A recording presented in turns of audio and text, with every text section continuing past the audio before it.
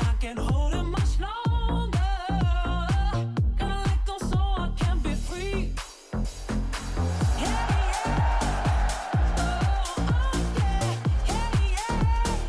Out Territory fans, we have a historic day today.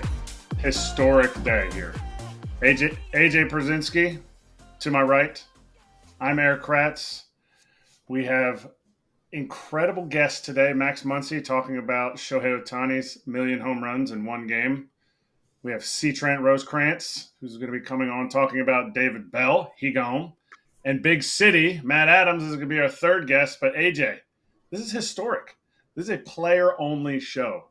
How does it make you feel? Well, first of all, I don't love the he gone when guys get fired because I feel like, they did the best they could. And so if you strike out, he gone. But the he gone when a guy gets fired, I don't know. But, Scott will be here eventually, I think, if he doesn't get lost on the way here. But, it's a lesson to all kids out there. Get to the airport early. And there's only been construction at JFK for about 5 years now. So you probably should know that before you go there. But get to the airport early, kids. It's better to sit there and wait than it is to miss your flight. And this is a baseball show, so I'm going to say you never take a flight on the day of a game unless you're willing to be late for the game. And I don't know anybody that has ever been late for a game missing a flight on the day of a game. You fly out the next day or the day before, or you get a PJ. Just saying, Scotty. Just saying. Agreed. Make sure you're here. That's it. I'll leave a day early, or I'll take the 5 a.m. flight to Milwaukee to make sure that I'm able to do the show if I'm scheduled to do the show. So you got to make sure you're there early. 5 a.m. flight, I'm there at 3:30, ready to go. Hopefully he comes in with his tail between his legs. But somebody who doesn't have his tail between his legs, Trent Rosecrans of The Athletic, covers the Reds and also the Georgia Bulldogs. Don't cover them anymore, but did once upon a time. In your heart, you do. Thanks for coming on and talking about what we got. Yeah, thanks for having me.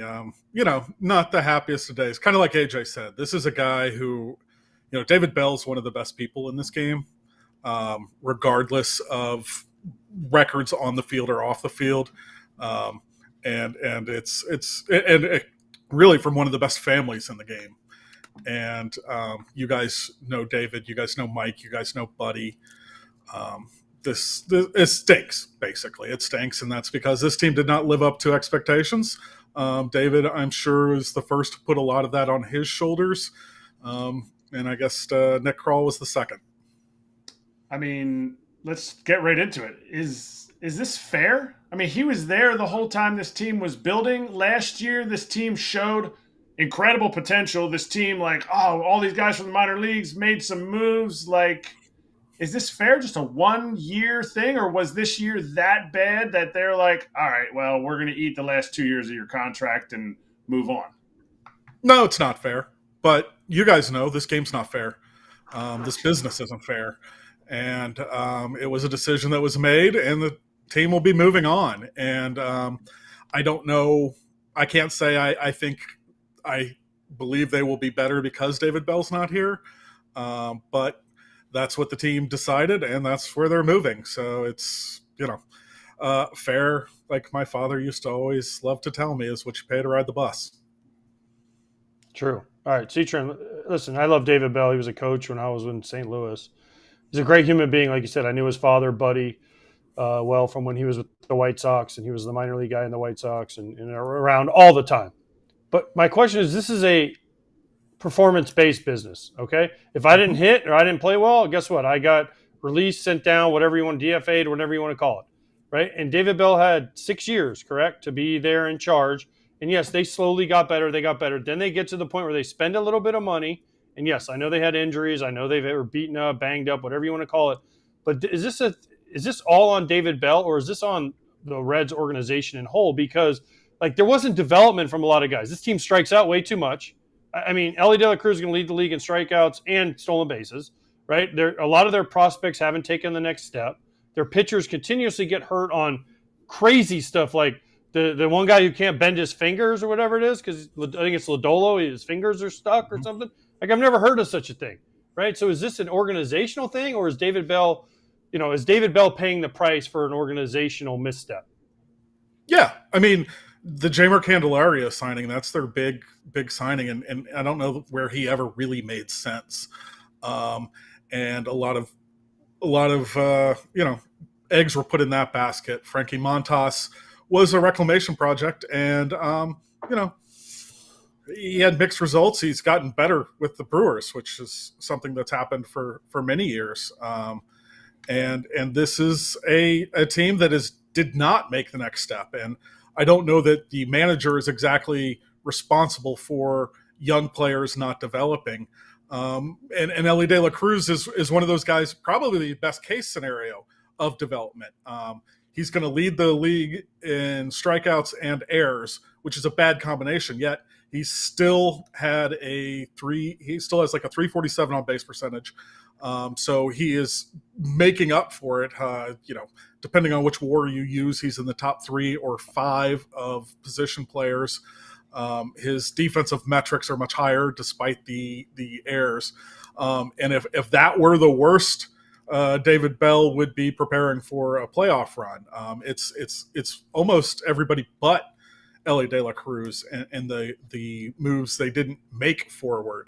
You saw regression. Will Benson, who leads this team and starts in the outfield, has a 40% strikeout rate. That's just mind-boggling at the big league level. I mean, Joey Gallo is blushing at that. This is a team that struggled to score consistently. They still have a positive run differential, but that doesn't matter because they don't have a positive win differential. What are they going to miss about David Bell? All the time when we get guys getting fired, getting sent down as players, it's like, but that's a huge piece of this. We talk about all the misgivings when somebody gets fired. What are they going to miss? Because I know what kind of mentality he brings, especially the impact he makes on young guys and that mentality to be a big leaguer. He's lived through this generation. So what are the things they're going to miss? And they have to replace that plus something with the next manager. I think a big part is consistency of message. David Bell's biggest thing to everyone was to be authentic and who they are. And I think, maybe some guys couldn't live up to those expectations or what gives that leeway that he gave to let people be who they are. Also just kind of a guy who is always willing to listen. Hey, you want to know what kind of person David Bell is? This last week I've been out because I've been sick. I've been tested positive for COVID over the last week.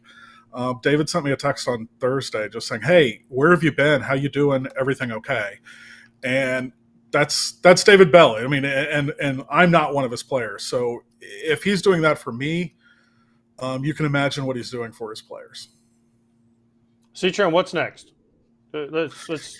Yeah. I know. Listen, I hear the Skip Schumacher, but the White Sox want Skip Schumacher. Other jobs are going to open. St. Louis, possibly, they might want Skip Schumacher. If the Dodgers, everybody wants Skip Schumacher, right? So because he was there once as a Red, does that mean he automatically wants to go there, right? He was a Cardinal for a long time. If that job opens, will he want to go there? So who else could possibly fit this job besides Skip? And is there somebody internally they'll look at, or will they go outside the organization? What do you think is next? Yeah, that's a great question. And, it's funny, you always get these emails from betting services, and I got one today, and they had 17 names, which seems like a lot to me. Skip being the favorite. But, I think Skip is probably the top of their choices. But like you said, Skip has choices. Does Skip want to go straight into another unknown? And I don't know that, maybe he liked dealing with me so much that he's looking forward to doing it again and being there every day. But I think you have to have a better reasons than that to pick a job. You hear like Will Beneville, Miguel Cairo, among guys who are looking for that next step, or do you want to find a proven guy like a Don Mattingly? What if Aaron Boone isn't back in New York? We've heard that a lot. Speaking of longtime families in baseball. David Ross, again, another former Red. The name that's been around a lot for the last decade or two is Barry Larkin. Barry doesn't have big league experience managing or even minor league experience managing. He's done a lot of international baseball. He's done a lot of consulting. He's done a lot of work with guys one-on-one. But that's a pretty big leap for me for managing in the modern game. Heck, anybody with a who's ever put on a chest protector and a catcher's mask might be under consideration. So maybe one of you two as well. Yeah, AJ's already on the long list of White Sox potential candidates, and we had to put that to rest, or did we? But because there's going to be more openings. Possibly, the Cardinals opening, they've fallen flat on their face this season. So if you look at these other openings that are possible, are the Reds a desired destination for people, or do you have to be a certain, because it's like, oh, you never want to go to this place because of this ownership. Is this an organization that will work with the next manager, or is this an organization that's saying, no, this is the team, you have to win, this is short-lived, and the feeling of what the organization is right now? I mean, it's like anything, beauty's in the eye of the beholder. But I will say one of the things is you do know that if you're going to start with one player, Shohei Ohtani's your first pick. I don't know how many picks you get till you get to Elly De La Cruz, a guy who's still under team control for 4 more years, is 22, is talented as anybody not named Shohei Ohtani, and heck, I mean, you can throw him in that as well. So I think that's where it starts. You also look at a rotation that starts with Hunter Green, who, despite the injuries this year, took a huge step forward, made an all-star team for the first time until that last bit was in Cy Young consideration. Nick Lodolo has had some issues, but you also have Andrew Abbott. Rhett Lauder has been fantastic in his short stint. So you have some stability, some names and talent, maybe not stability, in the rotation. Where do you think Matt McClain is, if he can come back? There's some talent. There's some money coming off the books. Heck, for the first time in a quarter century, they won't be paying Ken Griffey Jr. in 2025. Joey Votto will be off the books. Mike Moustakas. So there's some things to look forward to. This is still a young team, still some great talent. Tyler Stevenson behind the plate. Jonathan India is a guy that I think any manager would love to have in his lineup and in his clubhouse. So there are some pieces that make it appealing. I mean, I would much rather be here than, quite honestly, the White Sox. And really, when you look at what the Cardinals have, I would rather be here than there. So that's I think there are some. I don't think it's a job that is dismissed out of hand. Okay, first of all, you're lying. You'd much rather be where the White Sox are. They just set history yesterday. Okay, so you'd much rather be making history, okay, than be a middle of the pack team. If you're going to go down, let's go down in flames. Okay, so now let me ask you this: does changing the manager fix the strikeout problem? Does changing the manager fix the we can't stay healthy in our starting rotation problem? So does there need to be organizational changes also? Because if you continue, think about you talk about Elly De La Cruz. And for me, stolen bases are the most highly overrated thing in the history of WAR, right alongside of walks for me, right? Because, walks and stolen bases are so heavily elevated in WAR. But does there need to be an organizational change? Because if Elly De La Cruz didn't strike out 250 times, he could steal 150 bases possibly.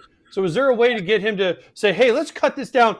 Instead of 250, maybe make it 180 or whatever it is, and you could steal 50 to 70 more bases. Well, I mean, he was still on base 35% of the time, which is pretty darn good. This is above average in baseball. You'd want that higher. and putting the ball in play more with that speed, you would get on base a little bit more. So yeah, and a lot of that is coming from not just development, but also player acquisition. There are players that they get that do strike out a lot, and that's something that is not ideal. I still believe that they're worth one out. And so, like, yeah, it is tough with Elly De La Cruz that he is leading the league in strikeouts, but he's also getting on base quite a bit. He is a game changer when he is on base. To make this about Elly De La Cruz is to me, just kind of missing the point. Like, if Elly De La Cruz has the season that he has, where he's a top 3 position player in WAR, or top 5, or whatever you want, or whatever metric you want to use, Elly De La Cruz isn't your problem. When you're talking about the guy with the most starts in your outfield at 40% strikeout rate, yeah, that's a problem. Okay, but hold on. You look at their outfield and what do they have in the Trent. outfield? See, Trent, hold on. I'm not making this about Elly De La Cruz. I'm making an organizational problem. You mentioned Benson. He strikes out. If you, listen, I've done a couple Reds games down the stretch. They strike out 14, 15, 16 times every single game. They went how many games? They went a bunch of games in a row with over 10-plus strikeouts. It is every night. So it's not just Elly, but I'm just using him as an example. Yeah, great. If you can get Will Benson down to 30% strikeouts, he might hit you 40 home runs, right? Mm-hmm. If you can get all these guys down. I'm just saying, I just use Elly because he's the biggest name. Better outfielders, better options. They don't. That's what I'm saying. No, I'm agreeing with you. But then this is an organizational thing they need to change. That's what I said. Yeah. I said that again. Okay, that's fair. I just want you to know I wasn't making it about Elly. Listen, Elly's a great player. I think Elly could be greater if he would figure out a way to cut down his strikeouts. Yeah, I don't disagree. Especially give two for you and give me one, Elly. You get 2 strikes, swing as hard as you want, and you get 2 strikes. Let's try to cut it down and put the ball in play and run. But I think we've seen a real, when we're talking about the problem this year was you did not see steps forward. And Elly De La Cruz was the guy who made some really huge strides step forward. It's Noelvi Marte had a rough year. And don't do steroids. Don't do steroids, Trent. And there's probably a lot of history in the game that tells you that doing them is more beneficial than not. But like he's once he came back, he's been a different player than the kid we saw last year. Matt McClain ends all season. There's been these issues with guys, and I think some of this is messaging, and maybe that's one thing that David Bell got in trouble with. Is David Bell is a positive person, and he's always looking for the best case scenario, and a lot of times he told us those best case scenarios. And when the players couldn't live up to those, it came back on him as opposed to, what was actually going to happen. They talked about Matt McClain possibly returning all year. I remember the second that surgery happened, I had a former player who had the same surgery just say, hey, don't worry about him the whole year because you just don't come back from that in a year. I've had that surgery. And just holding those hopes out there, I think is something that David Bell did, and not because for any malicious or any wrong reason. I think that's just who he is. He's always looking for the best case scenario, and sometimes you just don't even say it, and that would be better. That's the best way, positive to a fault. C. Trent, thank you so much for coming on. We appreciate you having you on. Everyone check out C. Trent at C. Trent on X. And fortunately, we don't have enough time for any Georgia barbs today, but I think AJ's wallowing in his own Florida sorrow anyway. The Gator sorrow speaks for itself. Good Roll Tide!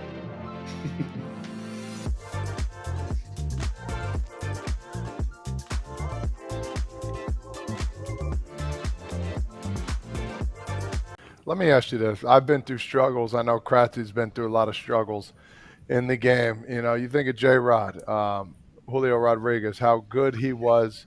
And then, all of a sudden, this last year, it's kind of been like so-so. It's a year. I know if you talk to him, he thinks he could do better. Talk a little about the struggles he's had and, how hard this game really is. Yeah, I think, and I'm not going to speak for him because I don't know entirely what he's going through, but the kid's 23 years old, and there's a lot of pressure on him. There's a lot of weight on his shoulders, and he feels like he's got to carry, an entire city. And it's especially, when the team's not going as well as it should. It eats at you. It's hard. This game's hard. Hitting's hard. He's definitely one of the superstars in the game. So, and it's been, well deserved.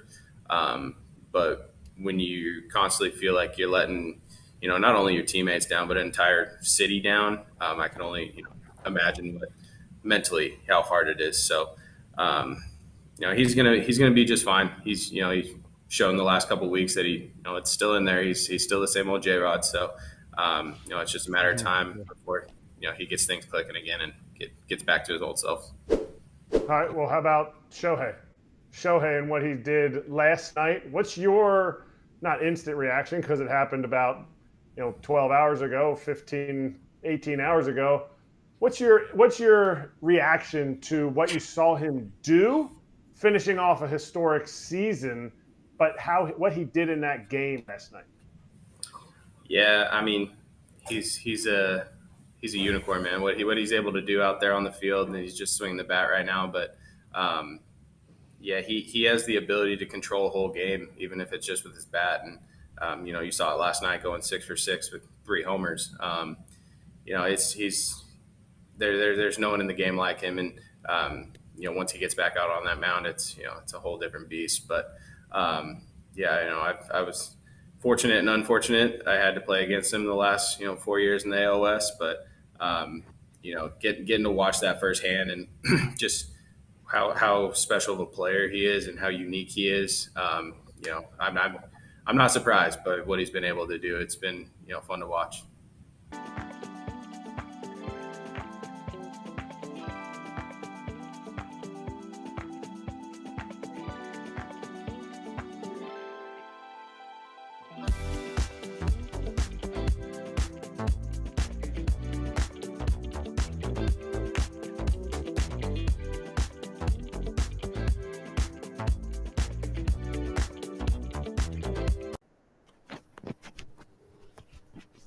Okay, I guess we're bringing it on without Scott, but we're going to bring it on the original Max Muncy, not AAA Max Muncy. Max, thanks for joining us. We're kind of mixing in a few. Scotty will be joining us in a little bit, but you really don't care if Scott's on here or not. How you doing today? I'm good, man. I'm nice off day before big series for us. By the way, when you were sitting there like this, were you thinking about, man, if I could just have 1 month like Shohei's had this past week, man, I'd have a great year. Because, I mean, what is he, 16 for 32, 18 for 36, 6 homers, 19 RBIs, 7 stolen bases? I mean, just play that out for 6 months. You're having a great year. There's a lot of people that would kill to have just a night like he's had, several times this week. It's pretty incredible. Were you surprised they pitched to him? Well, which time? I mean, in Miami. Ever? I mean, the one time when Skip Schumacher, they were like, what do you think we should walk him? And Skip was like, if you could read his lips, he basically said, bleep that, we're pitching to him. And then he went, papa. I was sitting there. A lot of us were sitting there on the bench during that moment, and we looked over into their dugout. You obviously can never tell what's being said in the other dugout, but it definitely looked as though the majority of the coaching staff was saying, hey, we need to walk him right here. And you could kind of see it on Skip's face. He was just like, no, absolutely not. I'm not going to do that. He's like, that's a bad look. And, a lot of us have always had a lot of respect for Skip already as it was. When he was the first base coach for the Padres, a lot of us got to talk to him when he was over there. And then, we've had several guys that have actually played with Skip. And so, we've always held Skip in really high regards over here. And when that happened, everyone was kind of like, yeah, Skip's the man for that. Can you see it? Can you see when Shohei's going to have a game like this? Because I know there were some guys I played with. I'm sure some guys you played with, like, we're the ESPN game. Like, this guy's going to – we're getting a 3 for 4 from player X. Is there a time when you, like, look at it and you go, Shohei might do something crazy. I know he's got an unbelievable season, 50 homers. You could say that every other day. But is there something that you see and you're like, uh-oh, he's going to do something cool? It's hard to kind of pick a certain day for him because any given day he can go out there and put out that kind of day. His routine is so steady and it's the same every single day. The only thing that changes is whether or not he's throwing a bullpen. And that's the other thing that's crazy is he's going out there and having nights like this after throwing a 50, 60 pitch bullpen, which that would gas a lot of people already as it is. And then he goes out and steals 3 bags that night. And it's just absolutely incredible. Max, were you mad? The fan that got the 50th homer, they took it home. They didn't give it back. So like the Dodgers going to put together like a GoFundMe to buy that from the guy or the person that took that thing home? Because Shohei is only making $2 million this year, so I don't know if he's going to be able to get it back. So maybe you as Dodger players, you could get Mookie to maybe chip in a couple bucks, Freddie, maybe throw in $10. You could throw in a couple bucks and get a GoFundMe going so you can get Shohei's 50th homer back. I think Sho's doing just fine. He might only be making 2 on the field, but he's making way more than that off. So I think he's doing just fine. No, that's always an interesting subject when you talk about fans that catch home run balls that have significance to them. What do they ask for? What do they want? Are they being reasonable, unreasonable? I don't ever know what the correct answer to that is. It's if your sole intention is just to make money out of the ball, then you got to do what you can to make the most money. If you're there because you want to be part of history, then obviously you're going to have a different answer as to what it's going to take to get that ball back. And I don't ever know what the correct answer is. I mean, I've never been in that spot. If I don't know what I would think if I was in that spot and I caught the 50th home run ball or a 60th home run ball or a 70th, something that's breaking a record. The guy that caught Albert's 700th ball, I don't know what the correct answer to ask for is in that situation. I'm going to go ahead and go out on a limb, and I'm going to say, Max, you're not asking for a lot of money. You're a guy that keeps extending. You keep coming back to a place you love, so you have standards. You set your standards. You don't even need to say it. All right? But here's the real question. I know there's a Max Muncy. We're having Max Muncy on, but it sounds like a Shohei story. Do you think Shohei will pitch in the playoffs for the Dodgers? No, but I'm not in that room when those conversations are being had. I know that Sho is an absolute competitor, and just the amount of excitement that we've seen around him just these last couple of days, knowing that he's going to the playoffs for the first time, it's been really, really cool. The emotion he's been showing the last couple of games, it's hard to explain. Just in the dugout and the clubhouse, what you're seeing from him, and he's pumped. He's really pumped. We can't wait to see him, in the postseason. It's just been it's been pretty wild. Yeah. So here's my follow up to that. Should the team hold a player like Shohei back? You just said he's so excited about the playoffs. He's a competitor. All things that could get in the way of making decisions that are tougher. Do you feel like the decision should be 80% the player, 20% the team, or is this the team should step in if the player's health is to risk? Because we talk about this all the time with pitchers ripping too many pitches that end up hurting their arms, but the player ultimately makes a choice to throw those pitches. So should the team be the one that makes a final decision to keep a player healthy? In a situation like this, I think a team has about 700 million reasons to step in.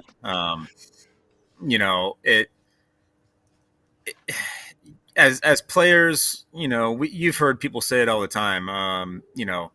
We're more than willing to put our body at risk to go out there and win. And so, the majority of the time when it's given, when it's in our shoes, we're going to take it and run with it and say, hey, we want to do this. And that's where the team comes in and says, no, this isn't the best idea. We got to think about longevity sometimes. And, and so I think there needs to be a little bit of both. Obviously, for, whatever reason, if it's on the player side and they say, no, I don't want to do it, everyone looks at them weird.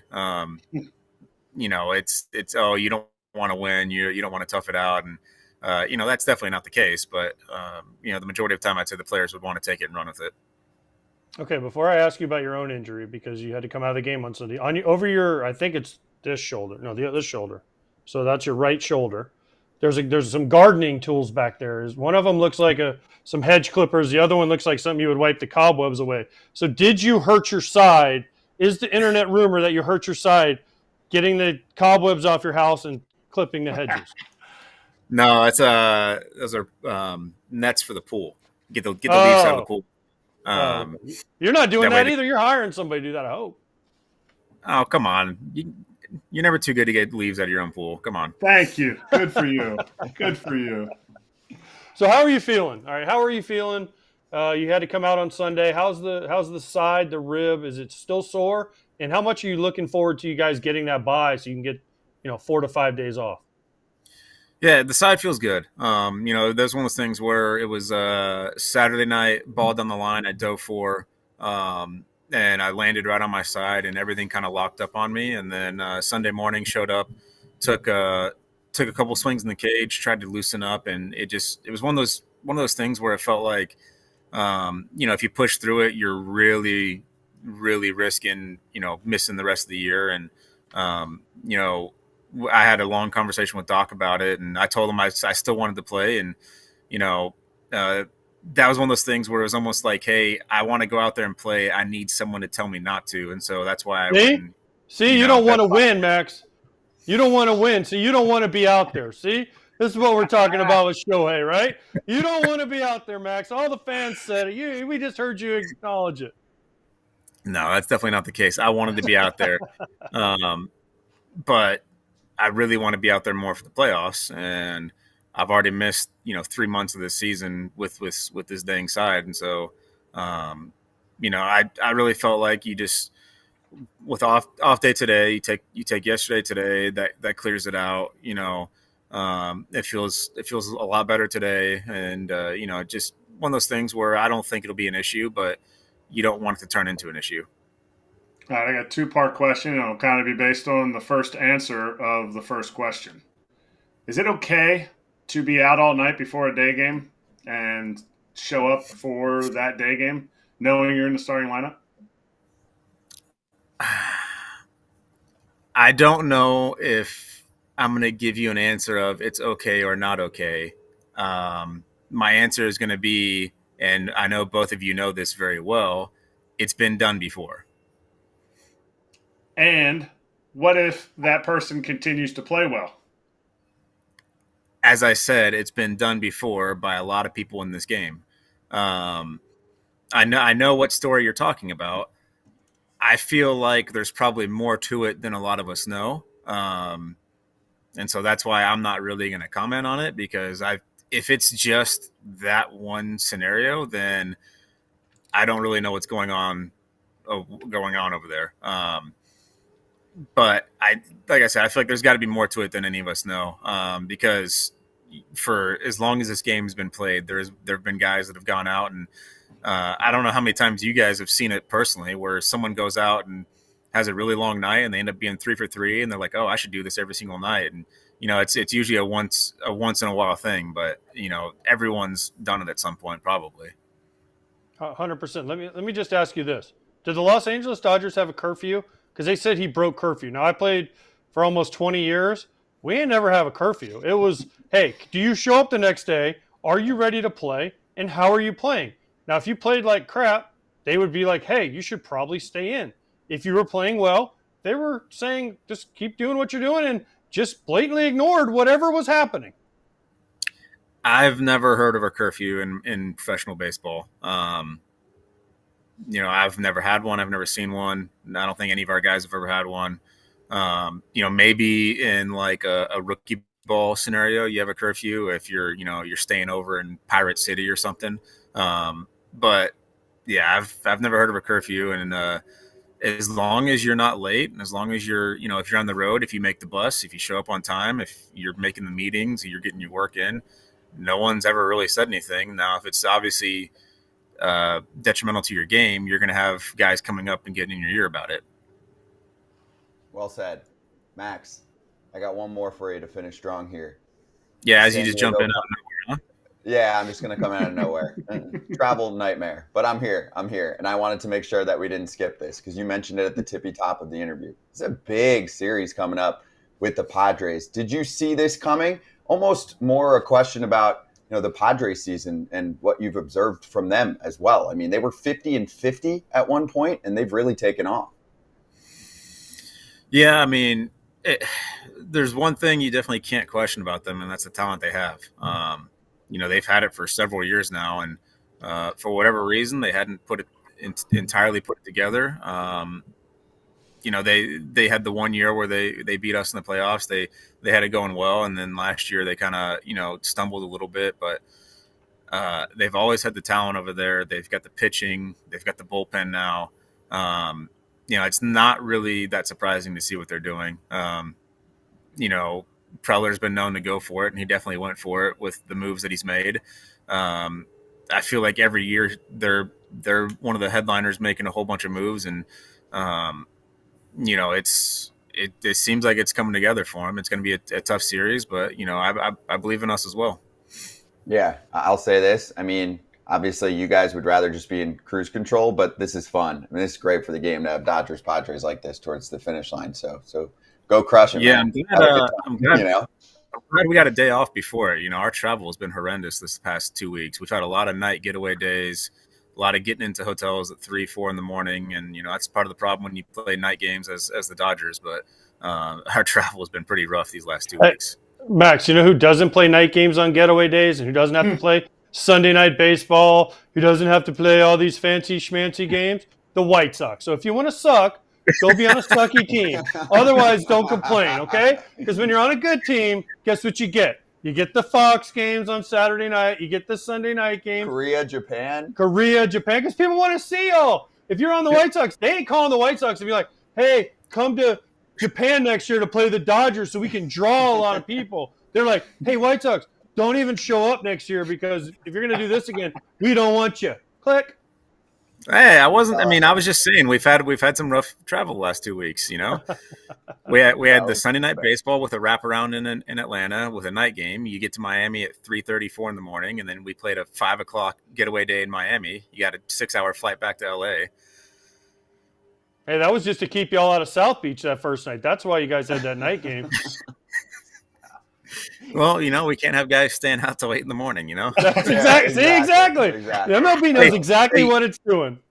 Hey, you know what? If you're not getting to the hotel until 8 in the morning as it is, you can't stay out till 8 in the morning, Exactly. See, they knew exactly what they were doing. That is good. Good. I need that meme of the guy, pointing to his head. We'll make it. We'll clip it. Max, awesome having you as always. Feel better and go crush it this series. All right. Thanks, guys. Thanks for having me on. Appreciate you. Max Muncy from the Dodgers with us. Of course, we've got the Dodgers show, Dodgers Territory. Alana and Clint taking over later. If you're watching us on YouTube, they're 3 o'clock Eastern time. If you're watching us on Valley Sports TV, the app, the whole deal. We'll be right back.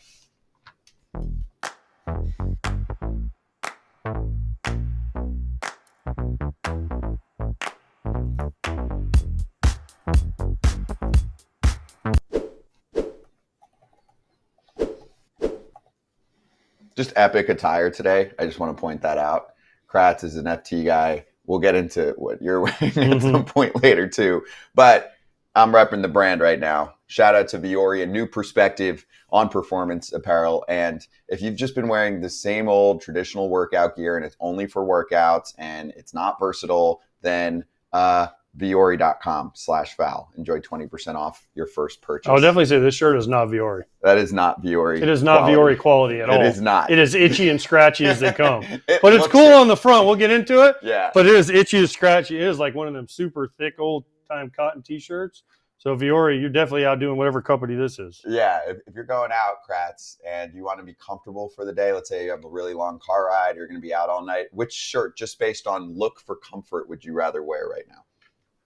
Well, obviously, I don't want the cotton bed sheet that AJ has. So I'm definitely going with the lightest weight shirts that I've ever owned in my life with the Viores. Yeah, I was talking about them this weekend, just pointing out the uniqueness of the colors too to a buddy of mine that I saw a couple days ago, and I was like, Viore is a big sponsor, and he was like, yeah, I mean, I can tell from your shirt from a mile away. The only ones making colors like that for performance gear. So if you'd like to make a little investment in your happiness, 20% off your first purchase. Get yourself some of the most comfortable and versatile clothing on the planet at Viore.com/foul. VUORI.com/FOUL. You'll get 20% off your first purchase, free shipping on any U.S. orders over $75, and free returns. Discover the versatility of Viore clothing.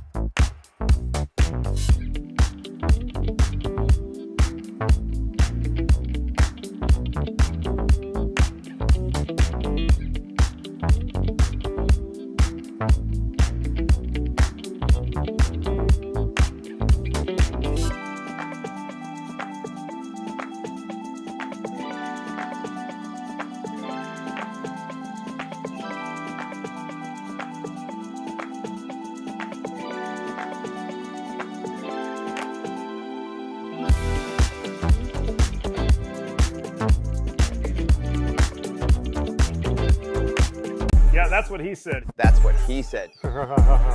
That's what he said. That's what he said. This one's juicy, and I'm glad you guys asked Max Muncy about it. So if anyone missed it, make sure you check out our Max Muncy interview.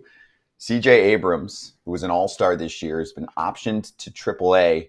It is an internal issue. Now, most of you have probably seen the photo of him at the casino having a time. So, I mean, I guess we can run real quick. I can say the quotes because there wasn't a ton to it. It's just Dave Martinez saying it's an internal issue. I'm going to support CJ, big part of our Nats family. He will be, but at this point for me, it's the right thing to do. And then Nats GM Mike Rizzo said we're all aware of the report, but beyond that, it's an internal issue that we will keep in the family. A lot to unpack here. Do you want to start with the punishment, or do you believe that this was the only case? Because that's what Max was trying to infer. Like, here's the thing. Know what happened. I asked Max. That. I've never had a curfew in my life. Yeah. Now, in the minor leagues, in spring training, yes, we had a curfew because you're up at 6 a.m. There was some minor league, they bed check and stuff to, but it was like 1 a.m. Mm-hmm. Okay. And it very, very rarely happened. Mm-hmm. Maybe like once a year. Maybe. And that wasn't like A-ball. Like once you got to like AA and AAA, they're like, all right, you're grown ass men now. Do what you want. Just you better show up to perform. Yep. Okay. So whatever he was doing, like we all saw the picture of him at the casino at 8 a.m. Okay, fine. Like, cool. I want to know is, did he show up to the game on time? As a teammate, this is my question. Did you show up to the game ready to play? Because listen, I can just sit here and say, I never went out before I played, or I never was drunk before I played a game. Because that would not be true. Mm-hmm. I mean, listen, I've told this story before. I've had drinks before a game. I've had drinks during a game. I've had all that stuff. Like, do I recommend it to most people? No. But if it's a team thing and everyone's kind of doing it together, then you know what? I'm cool. Do it. Like, I got no problem with it. 04 Red Sox with their shots. Remember that? That was, 04 Red Sox. And then was it 2011 Red Sox chicken and beer, right? Like, there was a lot of teams that I played on where guys were drinking, like starting pitchers were drinking during the game. Like, it wasn't a big deal. Especially in the American League, I ain't playing. So how do I pass 4 hours of time? Mm-hmm. They sit there and talk about the game, and then they have a drink on the bench. Cool. Every once in a while, they'd be like, hey, you're 0 for 4. Hit this real quick rally. Whew, okay, we'll go out and get a hit. You're like, yeah, here we go. Yeah. Right now, I'm not saying you do this every night, right? But were there day games where, like, we would go out? Guys, starting pitchers would go out the night before they pitch? Absolutely. Did they do fine? Sure. But as long as it didn't affect their performance. Now, I dug into CJ Abrams a little bit. He struggled in July and August. He was doing better in September. So was this just here's your wake-up call with 5 games to go in the big league season? Yes. Is it the wrong thing the way to do it? I mean, I don't know. Like, why Why? not a Why? fine or something? Why not just say you're not playing for the last 5 games? Send him down. He doesn't lose service time. Yeah. He doesn't lose anything except for public embarrassment. How about you just say, hey, we're not going to play you for the last 5 games. You have a sore elbow or a sore knee or your oblique sore or back strain or something. Like, this is like publicly almost embarrassing the guy. And I don't think it was necessary. League minimum guy, Kratz, and he's a big part, I would think, of the future of this franchise. Super talented. I love when teams set standards. I love when players set standards and the team sits here and goes, okay, well, what you did was a standard that we don't want to set. You're one of the best players on this team. You're an all-star. You represented us. You're representing us with the way that you live.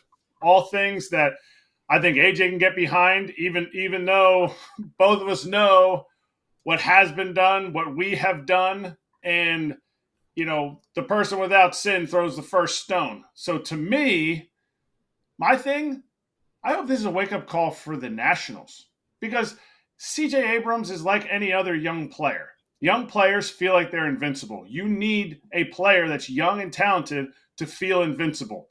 Maybe that needs to be curtailed, and this is where the Nats come in, and I hope they see this as a wake-up call. Where's the veterans that you're bringing in on this team? Where are you spending money in the offseason to say, we got CJ Abrams, we got James Wood, we even have Mackenzie Gore is still young. He's a younger player. We have Mitchell Parker they brought up. Like, they have young guys in their lineup. They have young guys. What veterans are you signing to be on this team and show CJ Abrams, hey, I show up every day of my 5-year, $120 million contract. I show up and I play, and I did this by showing up every single day and playing and making better choices. And you know what CJ Abrams would say? He'd be like, oh, okay. Well, if player X, who is making $100 million, just came into this organization and does this and did this to get that money, I want to be like that guy. But no, the Nats haven't. This is where you have to sign veteran guys that are good for the young guys. And who is that guy on the Nats team? All right, let me ask you this. Was he late? Did he miss any games because of this? Was he late? He played every day. He wasn't late. So what's the problem here? He had a bad slump. So you're telling me you just look at a kid and say, man, you're having a rough time. We're going to send you to AAA because you got caught going out one night? Like, that, to me, doesn't make sense because, yeah, you can have a veteran guy like Joey Gallo's on that team, right? He can go to him and say, hey, listen, this ain't the way we do it. And Steve Abrams is going to go, man, I played 140 games this year. I show up every day. I made the All-Star team. Was it wrong for him to be out till 8 in the morning? 100%. Do people make mistakes? 100%. But this is more of, to me, you don't need to call him out publicly. Now, if this had been going on and there was a long list of like things where he had missed and he had been late and all this stuff, then yeah, you want to make a organizational decision to embarrass. This is embarrassing the kid. I'm sorry, you can't. If there was a picture of him. You know what they could have said? Davey Martinez could have said he had a scheduled day off. He knew it. Hey, guess what, CJ? You're not playing today. Yes. Sit you down, and everybody would have been like, oh, cool. Kangaroo court fine, whatever you guys do internally. That's what I'm saying. Like, all they had to do was say, as soon as this came out, Dave Martinez could have said, no, it was a day game. We gave him a day off. He went out and had a good time. He's trying to relax. And by the way, he's been hot for us. Yeah, so, look at his like, numbers maybe even it's just lately. a scheduled day off. Like, they could have done this a million different ways, but by sending this message, I don't know. I just feel like it just – I don't know. It's just a weird way to do it, especially to this guy who they're counting on to be the future of the organization. Last week and a half, he was good. He's been on fire. Up until Friday. Maybe he was on a heater, and he was like, you know what? I'm cold right now. I'm going to go out and have a drink, whatever. Hey, maybe you guys say drinking. You would do bad things to hit, right? You do bad things to get a knock. This isn't that bad. Did we freeze? You did freeze, but that's okay. I can still hear you. It's good for the audio. I Nice. can hear you. Okay. We're not putting videography out here right now, but that's okay. No, but I want to get in deep here because also in my mind, is there something else going on, and they're just trying to cover it up? Because otherwise, I think you guys are saying what a lot of other people are saying. That's it. One late night out from a guy who's playing well, has been an all-star this year on league minimum money, who's a big part of our future, and we're going to option him. It can't be the only thing. It can't be the only thing. And without it being from somebody in the organization, it is going to be in the public's eye as the only thing that he's done. And maybe it's in the eye of the other young guys in the organization that are coming up, trying to make the big leagues. Oh, wow. He screwed up one time. I can't screw up at all. I think it's something that if I were to guess, I would say he's done things before. And I think there is a standard that you have to set as an organization. But once somebody screws up one time, no way should they be punished, let alone be punished in this way, because you've seen it. People who are like, oh, well, maybe they didn't know. And maybe, everybody knows. Everybody can smell when somebody's had too many drinks the day before. But in my opinion, as a player, when you smell that, when you saw that, when you're going out for your morning breakfast and dudes are coming in, you're like, okay. You put it in your head and you go, how's he going to play in the game? And exactly what AJ said, this guy's out there every single day. So no matter what, if he is out till 8 a.m, that is his choice.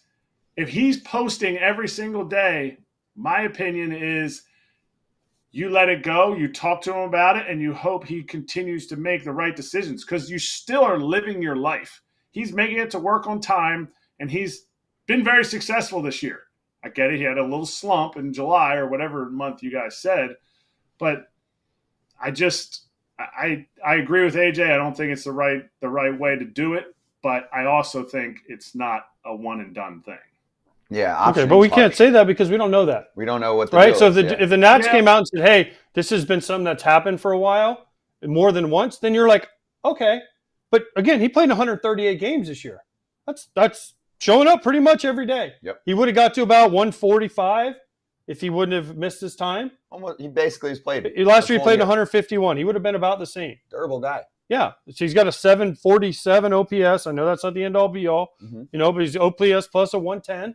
So he's been an above average player. He's an all-star this year. So that's the thing that I don't understand. Yes, I get, it's an organizational thing. We're going to keep it inside the organization. I get it.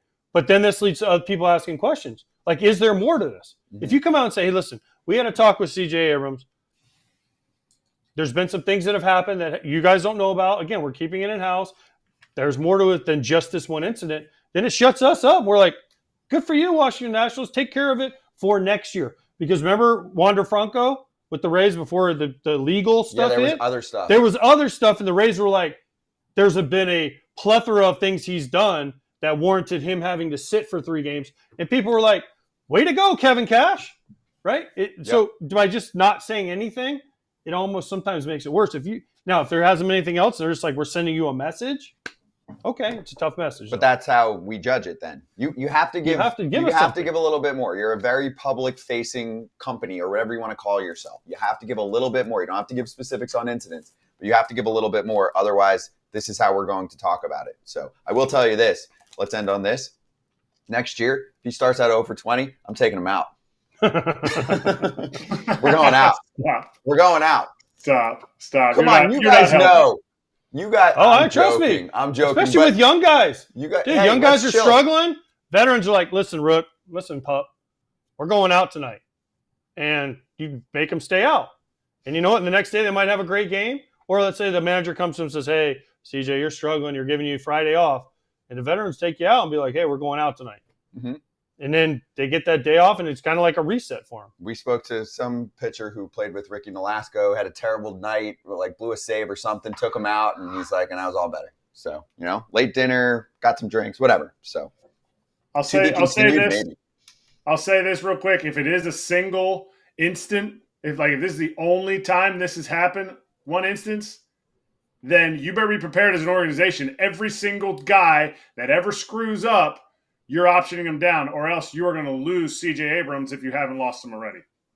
I guess it's just video games for the ball players on the Nats these days. Back to the Listen, nobody hardly goes out anymore anyways. True. So it's not even close. Like, guys don't do anything anymore. No. And I can't blame them.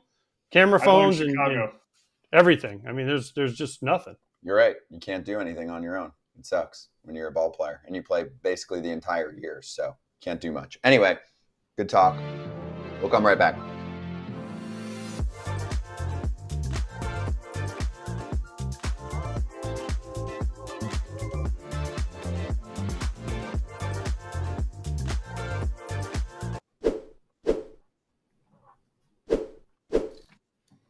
All right, let's do a little voice test, Kratz.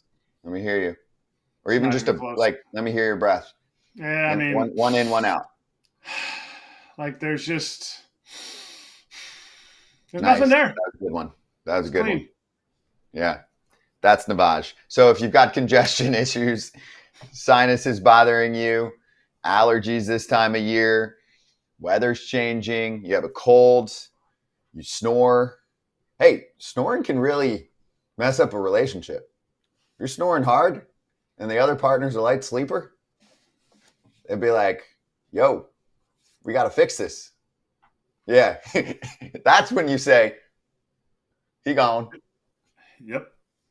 to the family room. So anyway, Navage Nasal Care is what you should check out. No matter who you are, it is worth a shot. It is worth checking out and seeing if, even if you think that you're in great shape with congestion, seeing if there's another layer that you can basically unlock. It makes breathing easier. Smooth saline flow, gentle patented nasal suction for you to clear your nasal passages, and it is drug-free and 99.9% pure saline salt pods that are used with no medicinal side effects. So we want to help you get some congestion relief. FT Fam, a convenient Navage starter pack for you, including a nose cleaner with batteries and 30 original salt pods, is all you need to get started. You can find that at navage.com/foul. And if you use that code FOUL, you get a cleaning kit as a free gift with your order.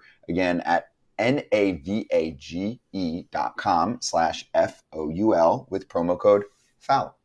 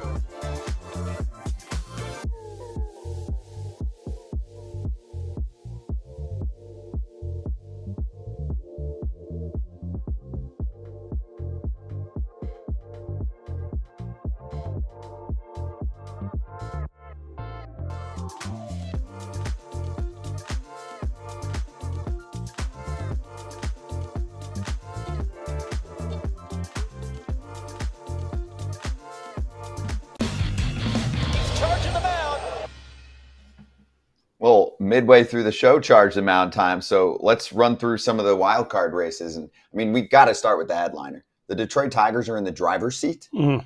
The Detroit Tigers are in the driver's seat now, not with two or three games left. This is not about the Tigers. It is about the Tigers. And we thought they were cooked. But the Tigers have played unbelievably well. Unbelievable. But it has taken an epic collapse from the Royals and the Twins to even get them in this situation. The fact that the Mariners are still only 2 games out after how bad they've been even with, their new manager, Dan Wilson, and the whole deal, it has taken two, not one, 2 epic collapses. The Royals 2 7-game losing streaks. The Twins are like 15-30 in their last 45 games. I don't know. I know those aren't exact numbers, so don't hold me to them. But they've been awful, right? And now the Tigers, listen, the Tigers are actually the 3rd wild card because the Royals have the tiebreaker. It's incredible. And you know why they're favored to make the postseason? They played down the stretch? I know the last series. You know the last series is. White Sox. The White Sox. And they have the Rays this week before that. They have the Rays. Now listen, the Twins play the Marlins, so it's not like they have it too tough, but then they have to play Baltimore, who still might be fighting for something at the end. Yeah, and I will say this. And Scubal's lined up to pitch twice. He's pitching Tuesday, and if they need him on Sunday, he can pitch Sunday too. Otherwise, they save him for game wild 1 of card the wild card. Yes. I'd still way rather play the worst team of all time versus the Marlins, who put up a pretty good fight this weekend against the Braves. I know the Braves won the series, but those were close games. And Detroit's taking care of their business. Yes. And the Twins, you lose a doubleheader, like both ends of the doubleheader. Not only do you lose them, you get smashy whacked in both of them. To a basically Waffled. 500 team. I mean, just whacked. Well, here's the question, too. I mean, in addition to the collapse and this team not building enough depth at the start of the year because they had to cut so much payroll, that's definitely part of the puzzle. They couldn't add any trade additions. Also, I mean, they're one of those teams that just ran through the White Sox. I'm not saying that's the whole picture here, but what are they? 12-1, I think. So are the Royals and so are the Tigers, I think. Yeah, only the Guardians are 8-5, The Guardians, which is crazy. yeah. But anyway, The White Sox, what did I see? 25% of their wins are against the Guardians and the Rays. So they've won 36 games, 9 of them, 5 against the Guardians, 4 against the Rays. Wow. Their whole year. So that's amazing. And 2 against And the then rest Braves. is- Yeah, that's true. And 2 Yeah. against And the the Braves. Braves Yeah, are they 2 beat out. some decent teams. Good for them. So here's the deal. There's a lot here with Detroit. First off, if they do get that, they might get the 5th seed, let alone them having, what, a 0.2% chance, according to, I think it was Fangraphs, No. at the start of August. And if you do that, it's a huge deal. Would you rather play the Astros or the Orioles right now in a series? The Orioles.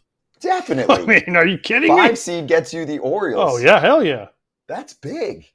So they're going to be gunning. I mean, obviously they got to maintain their spot, but they're trying for that 5th spot to get a little bit ahead of a Kansas City Royals team that's now had 2 brutal losing streaks in the past couple months. They've This had is 2 7-game losing streaks. and they had a 7, yeah. So the Tigers, Kratz, you were with us Friday, did exactly what I said would happen. I was like, no chance tonight against Burns, and then they're going to take the next 2. You can vouch for me, or otherwise it's on demand, wherever you want to get your FT. But then they stormed back and won the next 2. Good for them. They're playing great ball. Riley Green has been a stud. Parker Meadows made that sick catch. Hey, we had AJ Hinch on last week, man. He talked about it. Listen, I don't want to take away the credit to the Detroit Tigers for what they did, right? I mean, for what they've won and how they've got. But, you know, listen, they came from way back, and now they're, how many games over 500? They're only like 6 games over 500. They're 82-74. 8 games over 500, okay? Which is great. 30-17 since the start of August. Okay. It's unbelievable. Listen, they got hot. We said if a team can get hot, they can run away with this. We didn't think it was going to be the Tigers coming from way back, getting hot and shooting into the thing. But I'm happy for AJ Hinch. He's a great guy. He came on the show. Riley Green we've had on. Obviously, Scooble is a regular on here, and he's awesome. I mean, we've had a ton of Tigers guests on here, and they've all been great. Now, I don't think anybody saw this coming. And if you're lying, and if you're in the chat or if you're anywhere and you said, man, I had the Tigers making the playoffs this year, you're lying after the way they started, okay? Well, you're saying there were some people, I think, preseason. Like preseason. Kratz. Preseason. But at the trade deadline, when they got rid of Flaherty. Canna, Carson Kelly, Andrew Chafin. They got rid of their short-term pieces. A lot of their veterans, yes. Bye. And then some guys came back, like Hinch told us the other day. He's been mixing and matching. It's The not way like he's they've handled got this the 5. pitching staff is incredible. They've got openers. Like, this is not, we've got our 5 horses now, and they're all cranking at the same time. You know, look at the Tigers starting staff versus the Mariners starting staff. I mean, come on, you know? Yeah. It's an amazing comeback, the way they're winning a lot of close games. So the Twins have collapsed. Yes, the Royals are suddenly, playing ball down the stretch here where they need to win to get in, I mean, well, the Twins did what they did last year. Nothing. And they thought, we'll be fine. And guess what? Nothing in the offseason. Nothing at the trade deadline. A team that made the playoffs, won their first series in forever. Twins fans were pissed. We had Aaron Gleeman on the other day, right? What did he say? They're pissed. Segment. They all saw it coming, is what he said. He was getting, he's the guy out there, him and Hayes, who cover the team for the Athletic, and he said nonstop messages from fans and what they were writing about, not just the payroll cutting, but they were like, we don't feel like there's enough pitching here. And then you look down the stretch, and they've got 3-4 rookies starting games for them, so it's been pretty bad. And You're right forget, and also don't forget this: the Orioles actually ain't been doing good either. But because the other 2 teams in this race are worse, which Kratz, I don't think anybody would have said, because the Orioles were like, the best team, and they won the division, yada yada yada. They always hit, they haven't hit, and they ain't pitched. So if it wasn't for the Royals and the Twins going on their face, we'd be talking Orioles right here. Now, what's wrong with them? Yeah, they might have ended up as the 3rd wild card if these teams were playing better ball. They were at one point on pace for an easy hundo plus. I mean, I know it's been a couple months. I think that was back in June. But, I mean, they might not get to 90 wins if they have a bad week. They're at Mhm. 86. It's a big, big difference. And you're right on the Mariners. I mean, Kratz, I don't know if you caught any of that yesterday, but man, they're up 5-0. And they could have been 81-75 right now, tied with the Twins with a week to go and a chance to Mm-hmm. maybe sneak in, which would have been nuts. We always talk about it all the time. All 162 are equal, but man, that is a tough loss. I think they're just this week. I think they were winning 2 other games that they ended up losing, but this one on Sunday, like winning 5-0 and then losing it, just like we're going to talk about with the National League. The Diamondbacks, for some reason, find themselves in a bad situation in the playoffs because they didn't finish higher, or they don't make the playoffs because, Braves and Mets, both of them somehow get in. This loss that they had last night, anytime you have a huge lead and you blow it at this time of year, it is crushing. Just as crushing as it is for the Royals to lose not just 7 in a row, they lost 6 home games in a row. That is tough to do. You're right. So you said it, National League. Padres are in a world of their own. I mean, they have a chance to do something really crazy with the Dodgers right now. By the way, I read this the other day, and I was like, yeah, you're right. They were like, the Padres, if they just go on a win streak to end the year, they could finish with the best record in baseball. Not likely, but they're at 90 wins. I mean, the Yankees have 92 wins. Is anyone else above that? I don't think so. Phillies The and Dodgers are at have- 93. Yeah.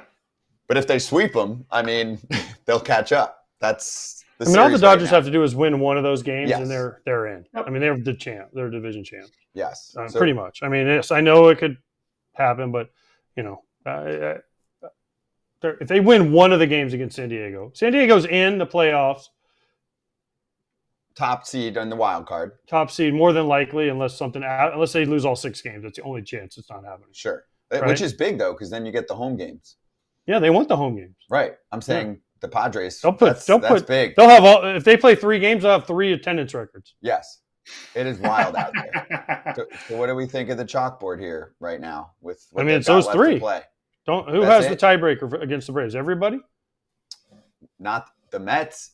Braves The series at the end determines it, right? is starting tomorrow. And by the way, for Braves or Mets fans, or if you just want more coverage on what's going on there, Hammer Territory and Mets Up, part of the FT fam, and they're going to do a post-game show together. We'll announce more on that tomorrow. But the Braves and the Mets play each other. If the Braves sweep, it's not out of the question. It happened a couple years ago.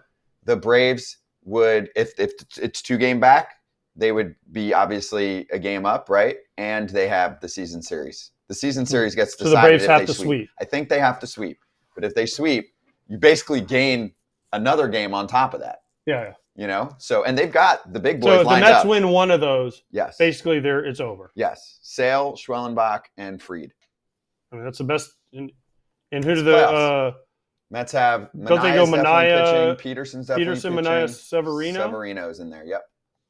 Still though, I mean, the Braves have starters. If they have the day of their year, Severino, Schwellenbach, Peterson, Sale, Manaea, Fried.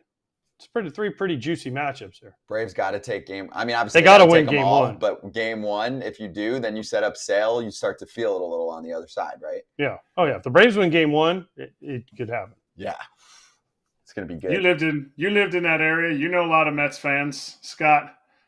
Yes. I wonder. I hope we have some in the chat. Are they feeling Metsy, or is this different? Is this the year that's different? Because I feel like Mets, they always is gimmicks, and I wish I remembered what the gimmick was before. It's just such a Mets thing to do. It was Timmy Trumpets 2 years ago, and it was like, we can't lose. Braves come into town. Crap, we lost. It's okay. We're in the play. Oh, season's over. Crap. But I mean, they nobody made the saw the Braves. playoffs, but They was made the quick. playoffs, Yeah, but it they happened lost like to the that. Padres. Yep. They were beating everybody. If they had played the Phillies that year in the playoffs, who ended up making the World Series, they would have beaten the brakes off the Phillies because they destroyed them during the season. The Phillies couldn't score a single run against them. So it's one of those things that are Mets fans nervous? Or are they like, this is different? We have OMG. We have Grimace. Pete Alonso's last year. It's such a Cinderella story.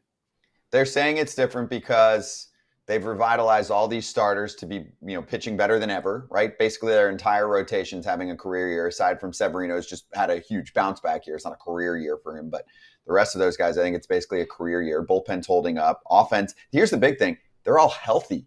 It's basically the guys that they want on day one are all in there besides Jeff McNeil, who was having a down year. Lindor. Well, yes, Lindor. I'm saying, Hold yeah, on. but up until this point, Yeah, I'm saying Lindor the other day said, "If I get back." Like Right, before, right. they were like, "Oh, he'll be back." Now he's like, "I don't know about that. Let's slow our roll down a little bit." That's a concerning. big one. You're right. That's you're a big right. one. Okay. But here's the thing. So I'll tell you how they're feeling. Because, yes, you're right. Usually they're like, oh, crap, and they're nervous. They're like, yesterday's win over the Phillies, this is the consensus from fans, is a game that we usually lose. They're like, you see the throw to the bag at third, and it pops off the bag. Otherwise, if it gets past, that ties the game. Who is that? Stott, I think, over there. Yeah, Sunday Night Ball. So, anyway, they're feeling confident. They're in the driver's seat. They need to win one game in the series to feel good. Yep. So we'll see what happens. But we're going to talk to Matt Adams next, who just retired. And for Nats fans, you can do a little reminiscent about the 2019 team. Of course, Cardinals fans, we can get into some stuff with him there too.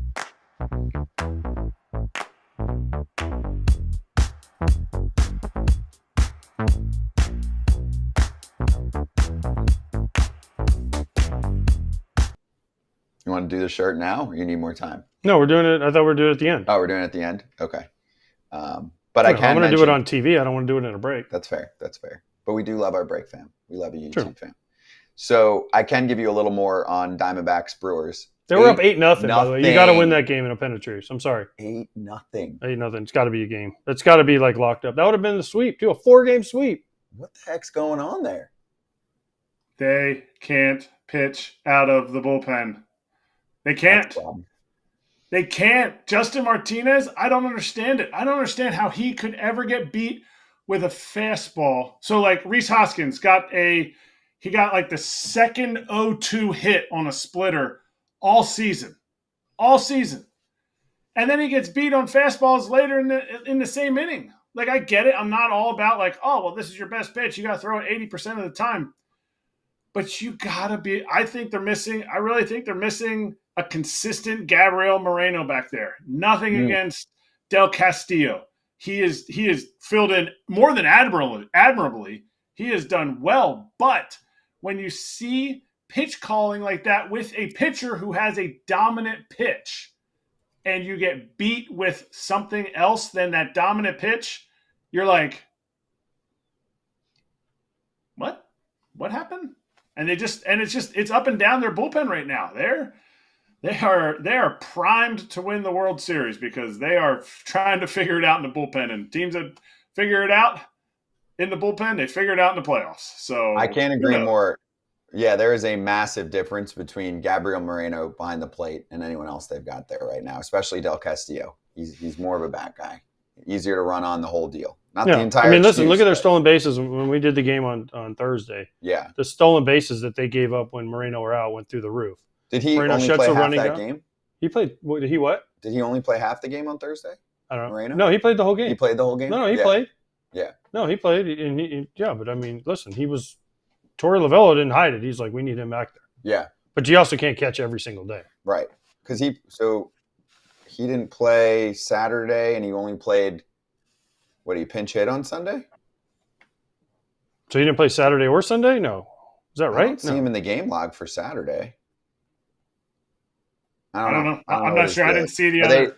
They doing load management with him right now because it's only. He might have got maybe when it was 8-0, Torey's like, let's get him out. Let's get him out. And then all of a sudden it's 10-9. I don't know. Let's see. There's more on that. We need to flesh it out. They took him out.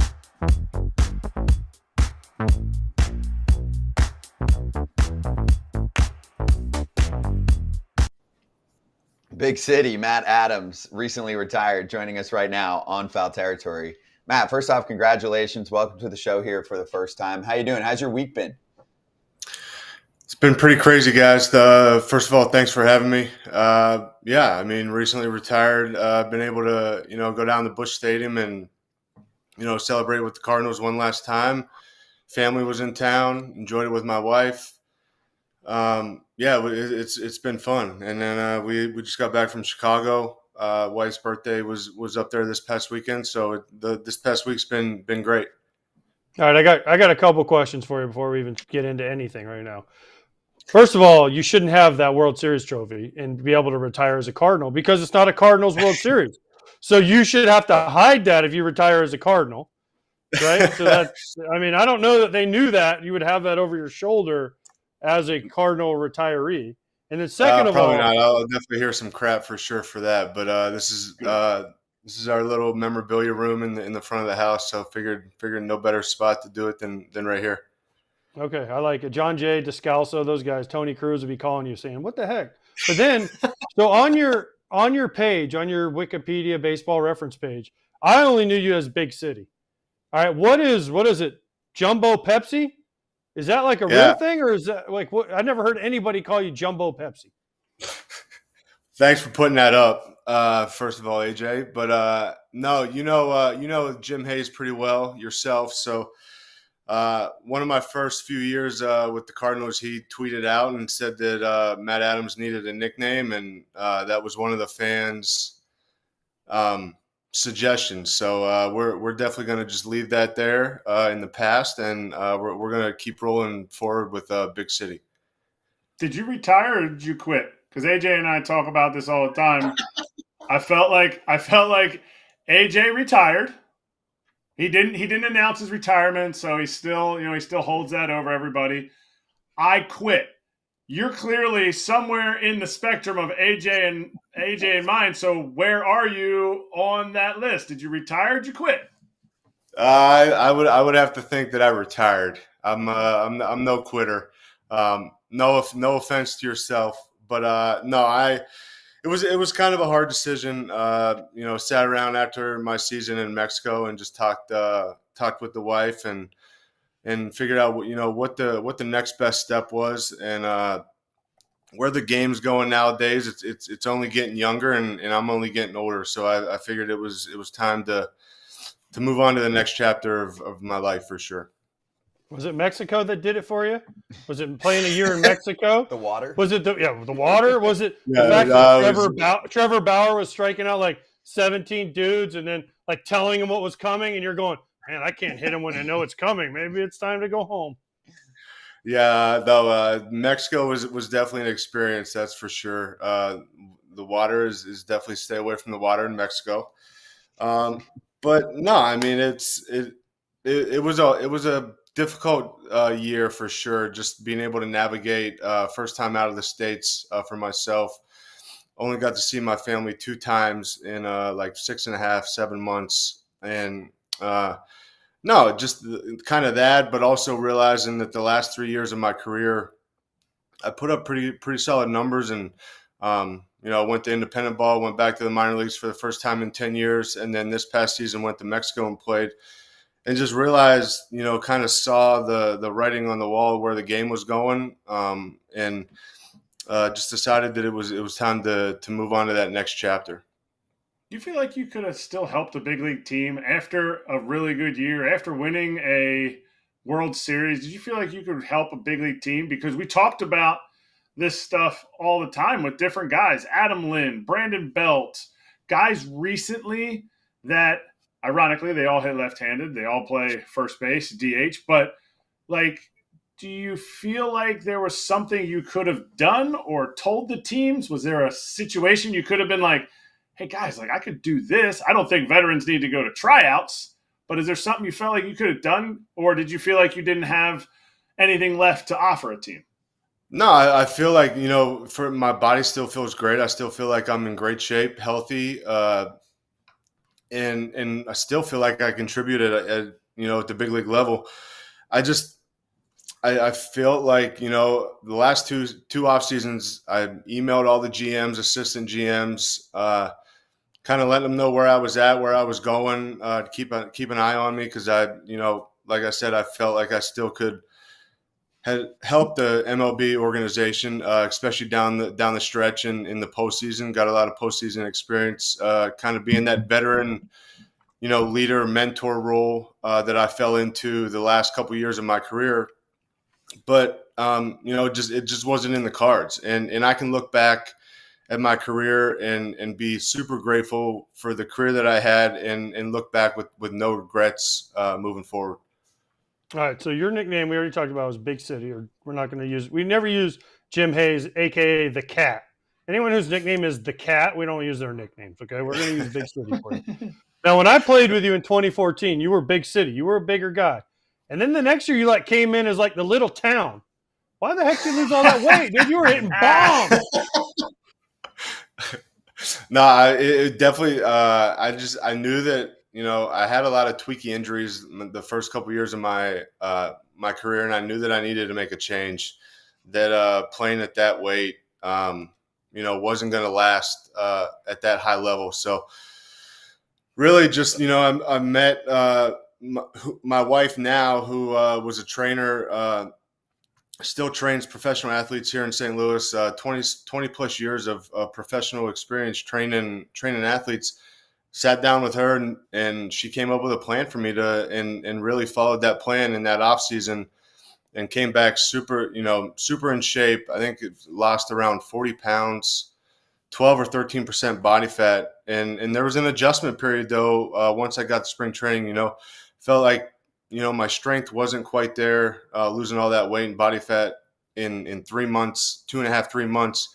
But, over the course of the year, kind of put, 5 to 10 pounds back on and really felt settled into that playing weight for sure. Were you nervous that it wasn't going to work out? When you went into spring training, you have a huge change. It's not a swing change. It's an absolute body makeover. Were you nervous it wasn't going to work out? And did you go over in your first spring training game and think, I'm going to go get a cheeseburger? I knew that losing the weight, losing the body fat, and the program that I incorporated, for the first time really in my training routine, I knew that it was going to work because I had somebody who trained professional athletes, whose work is backed by pros. I knew that I could trust her work moving forward into the season, but I just didn't really know how it was going to work, how it was going to last. But because early on I wasn't a guy that loved to be in the weight room during the season. Off season, I would dabble with it, but that off season really got me focused into my routine and really fell in love with it. And I want to say I went 0 for 3 with 2 strikeouts in my first spring training game. So yeah, I definitely was looking for a cheeseburger or some chicken wings after that game for sure. Love it. All right. So, Matt, I want to ask you about a former teammate of yours who should take you out to dinner at some point. No, Scott, I won't take him out to dinner. You won't? All right. Maybe he should take out you and him and the entire city that we're in right now. Sure. And it would be called a cough, because I'm talking about Juan Soto. This offseason, he's probably going to get 400 or 500 mil. Who knows? It's a massive number, right? He's having a career year on the Yanks, going to be in the playoffs, the whole deal.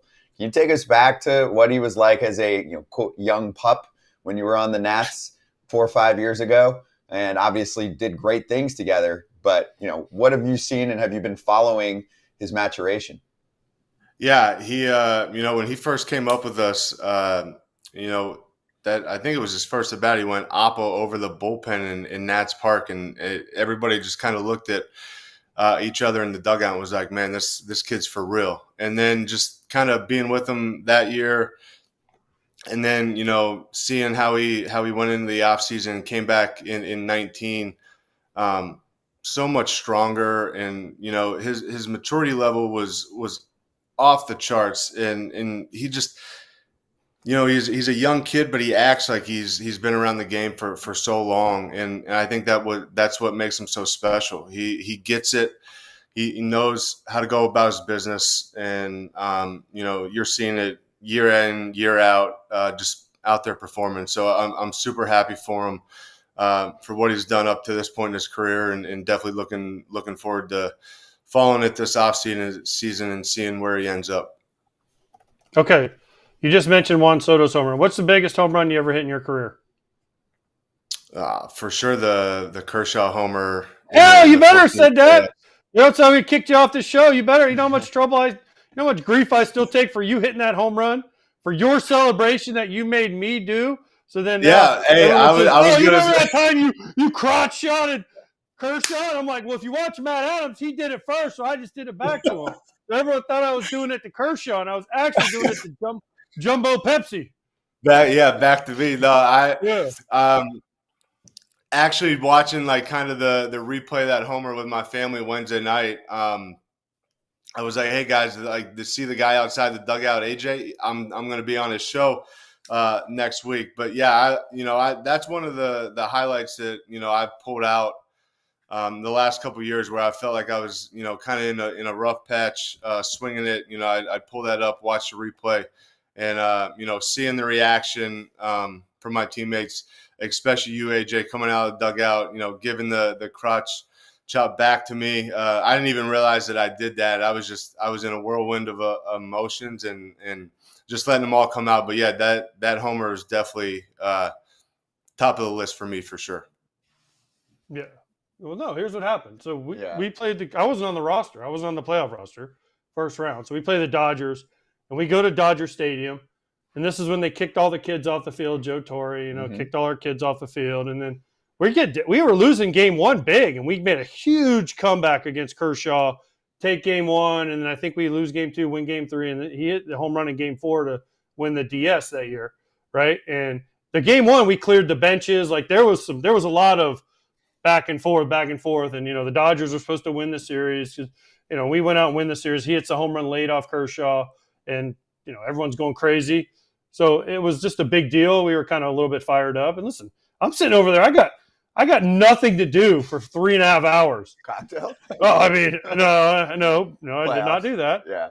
There's only so many pumpkin seeds you can eat though at one time until you just are like, I got to do something to make something happen here. He hit the home run, and I was on the top step, but people still, I promise you, people still to this day, Matt, say, why were you so disrespectful to Clayton Kershaw? Listen, I love Clayton Kershaw. I was partying with my teammates, and I was so happy that. And by the way, you're welcome for giving you his tip, so you guys knew it was coming all those years ago. Right. Oh, that's going to open up a whole new. That also is not true. Okay, Well, because there's a whole thing for years. Tell them, oh, the Cardinals had all his pitches, dude. I sat in all the hitters meetings. They just raked him. There was no like, oh, he was doing this with his glove. I promise you, there was nothing. They just raked him for some reason. I don't know why. They just raked him. Yeah, that I got asked that too, and it's crazy how like, in game one, like I think we strung together 5 or 6 straight hits off of him in the one inning to knock him out. I think it was the top of the 7th, and then 3 games later, game 4, we knock him out in the bottom of the 7th at home. So yeah, everybody thought that we had his pitches, but yeah, like AJ said, we went in there and we just stuck our nose in there and got the job done. I think that was like the first home run on a curveball by a lefty in like 10 years or 7 years in the big leagues for Kurt. Like it was a crazy stat. If you had the pitches, he wouldn't have been in there in the 7th inning for you to hit a dinger off of. Exactly. So everybody needs one of the best ever pitched in the MLB, and for sure, yeah, he wouldn't have been in there. Yeah, like you said, if we had the pitches, he would have been out of the game a long time ago, and whatnot. So yeah, let's put that rumor to bed for sure. Yachty would have gotten more hits off of him too. But what's next, man? Like since you retired, what's next?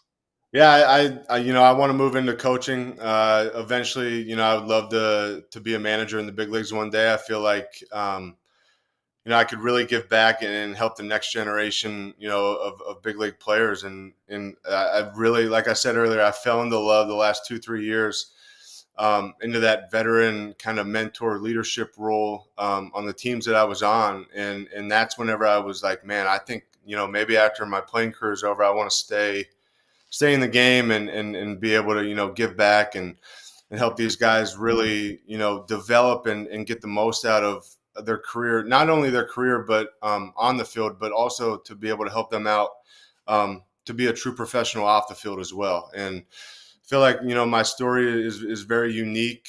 Been a lot of places in the game, seen a lot of things. And I just really feel like I could be a successful big league manager one day. And that's the path I'm going to take next.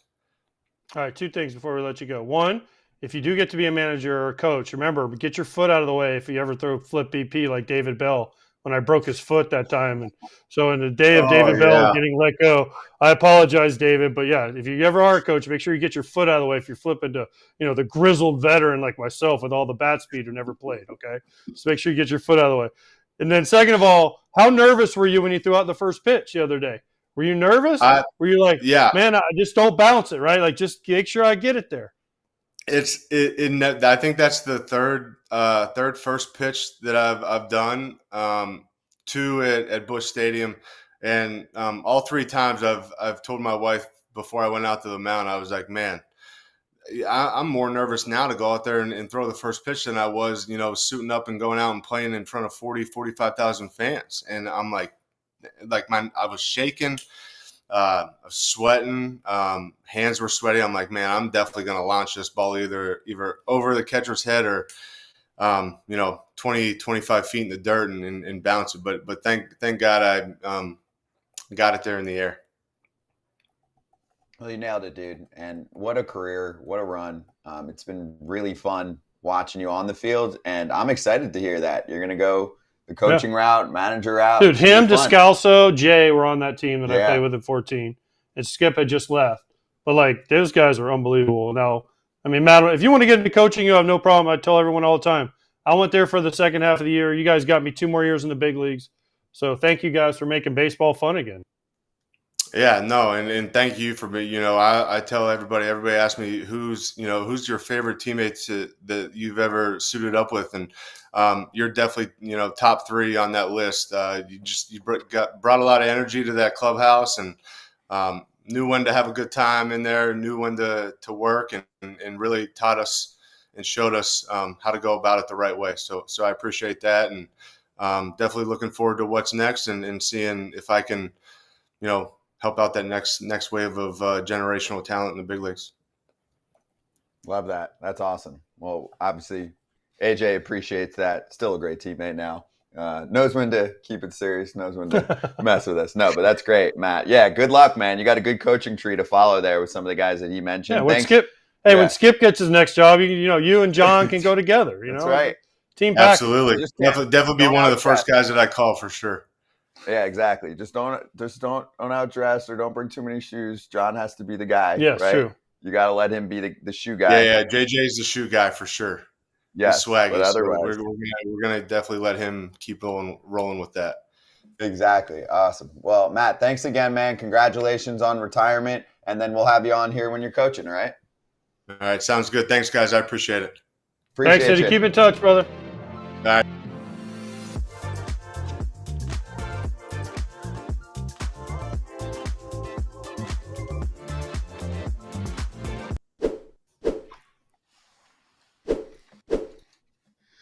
All right, we do a lot of guest segments on this show, aka a lot of phone calls, and actually a lot of phone calls to set all of this up. So if you're looking for a great deal and you don't want to pay crazy money per month for your wireless bill, we've got the spot for you. No BS, no hoops, simple phone call, and Mint Mobile is your spot. And you can go get a little wireless plan for $15 a month with the purchase of a 3-month plan. It is true. And the longest part of the process is what, Kratz? Changing your number. Nope. Incorrect. You don't have to. Yeah, it's correct. You don't have to change your number. You don't have to change your contacts, the whole deal. No, there is a real answer. Do you know what the answer is? Mint Mobile. The Mint Mobile is the answer to what you should be switching to. But the longest part of the switch is hey, old wireless plan, I want to switch. Getting rid of your old one. They're like, hold on, you're breaking up. So anyway, to get started, it's mintmobile.com/territory. mintmobile.com/territory. All 3-month plans are only $15 a month, including the unlimited plan. So to get the new customer offer for that 3-month premium wireless plan, go to mintmobile.com/territory, cut your wireless bill to $15 a month, $45 upfront payment required, equivalent to $15 a month. New customers on their first 3-month plan only. Speed slower above 40 gigabytes on unlimited plan. Additional taxes, fees, and restrictions apply. See Mint Mobile for details.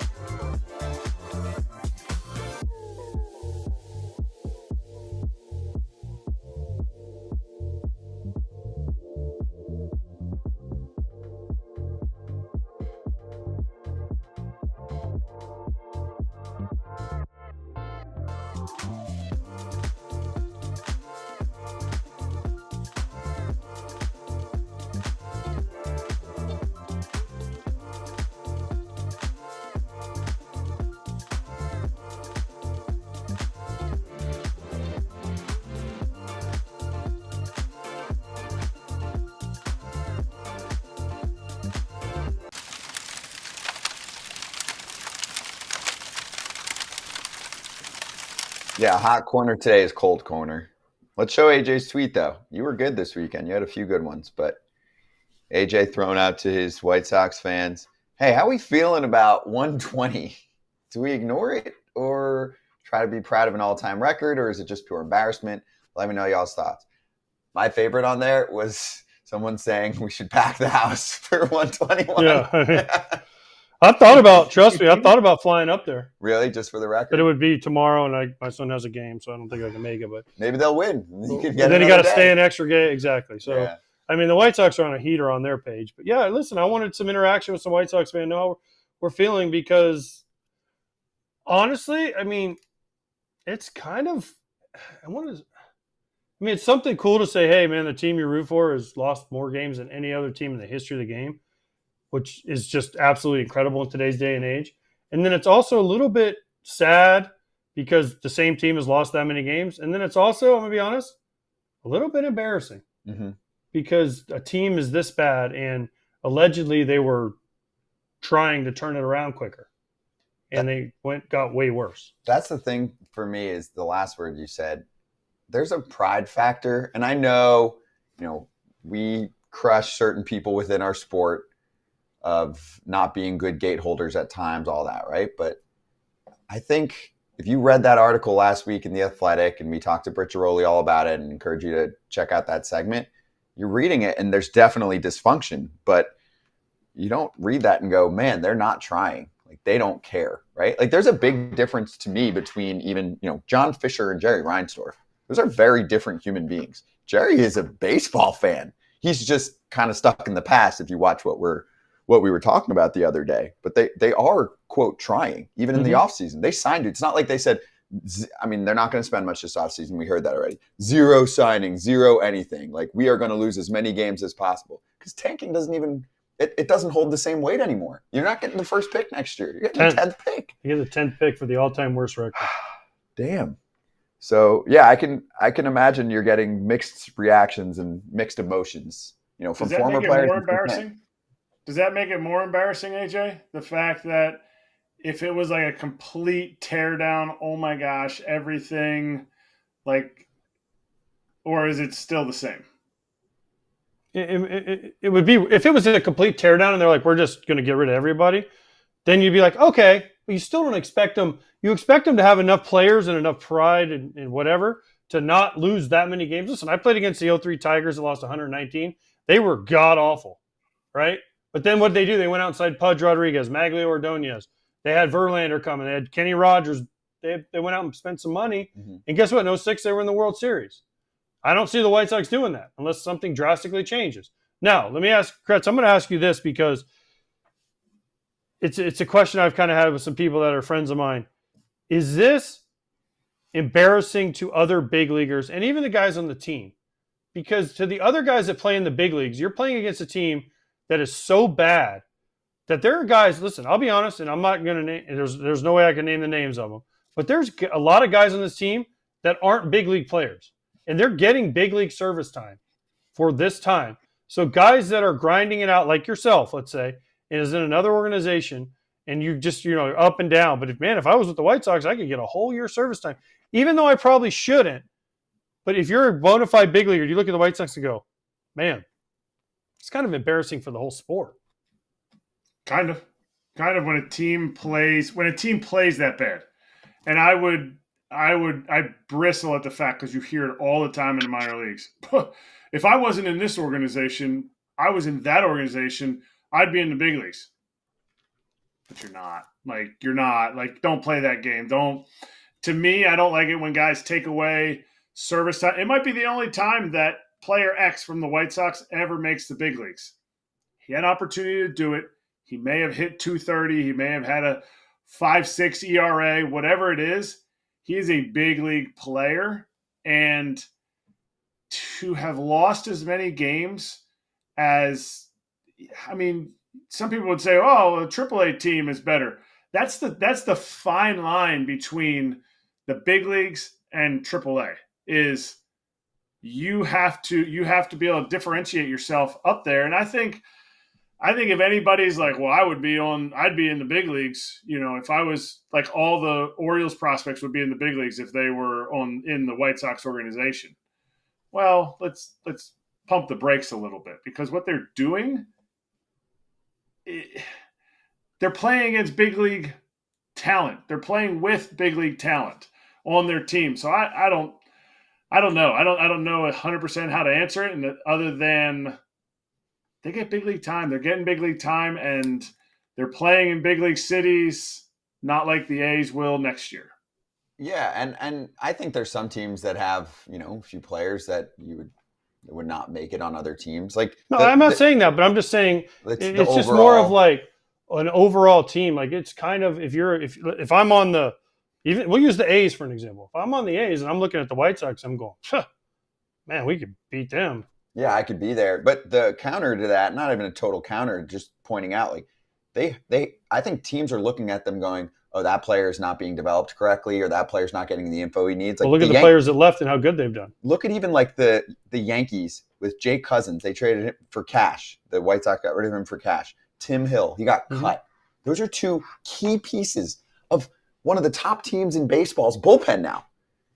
So to me, that plays to they're super behind on information. They're arguing about what information they're giving out. This was all in the article. Tommy Pham, who's a bona fide big leaguer, who's one of the honest ones, comes out and he's just like, yeah, they are not preparing us the right way. I remember there was one part they're telling people generalities. Your sinker will play down in the zone. Insufficient answer against a lineup full of left-handed hitters who handle sinkers in that area. They're going over specifics of how people, mostly anonymously, said they weren't getting themselves prepared via the coaching and the analytics behind this. I'm not there. I can't speak on that. I know. I'm just pointing out what right. was said. It's hard for me to speak on things I don't know, that I'm not a part of. So, yeah, it's great. But you know what? Put your name on it. Yep. Well, Tommy did. No, Tommy did. But I'm saying the other people that were all, put your name on it. Jake Peavy put an article out there. He put his name on it. Yeah. Some of the things he said, I don't know. I don't necessarily. But Tommy at least he put his name on it. My outfield D was worse in the first half of the year because I wasn't being put in the right positions. That's basically what he said. And okay, great. There you go. So, but anyway, Tommy's in a different position. AJ, you've been in a different position for probably 17 years of your career. Guys that are there right now are not in the same position. I've heard of guys from other organizations that don't give you the right information, that go to other organizations' buddies and use their information, their true media, their analytical development stuff, just to stay in the big leagues, to try to get better. The young guys who are there, or even middle of the road guys who are there, they can't say it with their chest. They can't say it with their name, because then they look like they're a team cancer, and maybe they're one shot in the big leagues to get their feet wet will be pulled out from underneath them because they put their name in an article. You're right. There's certain guys that can't say things. But the guys that left were veteran guys that said these things. It wasn't rookies. Yeah, I get it. Okay. That's fair. Okay. I mean, no, that's I'm why it's assuming. worth- I'm assuming that. I'm not going to assume that. I'm guessing that because they're not going to go to a rookie guy who's never been in another organization and say this. It's going to be a veteran guy that says it. Yeah, who has experience Yes. in other ballparks or other ball Yes. clubs. Okay, good talk. All right, we'll be right back. We're going to go over locks, picks, going over a shorter game sketch tonight.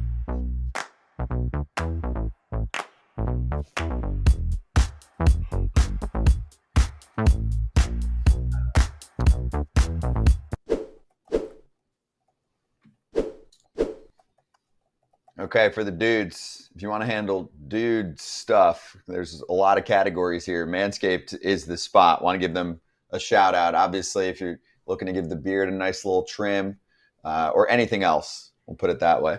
The newest package for you, the Performance Package 5.0 Ultra, and that includes the Lawnmower 5.0 Ultra. They're the best in the biz in this category. Make sure you go to manscaped.com to see what they're offering. Always throwing more into your cart when you get to the bottom there. So the 5th generation trimmer of the Lawnmower Ultra has 2 interchangeable next-gen blades, a standard one that helps you take a little off the top, and then also the foil blade to go smooth wherever your heart desires. But there's more, right? There is body wash, things to make you a little less grimy. If you're someone like that, is that a nice way to put it? If you're a little grimy, this can help to just fix you up a little bit. So go check out the Performance Package 5.0. Manscaped boxers are in there, the Shed travel bag, and the new Buff Bundle, which includes their signature silicone scrubber and that body wash I'm talking about. Join the 10 million men worldwide who trust Manscaped with the exclusive FT offer, 20% off your order plus free shipping when you go to manscaped.com and use code FOUL20. Manscaped.com, FOUL20.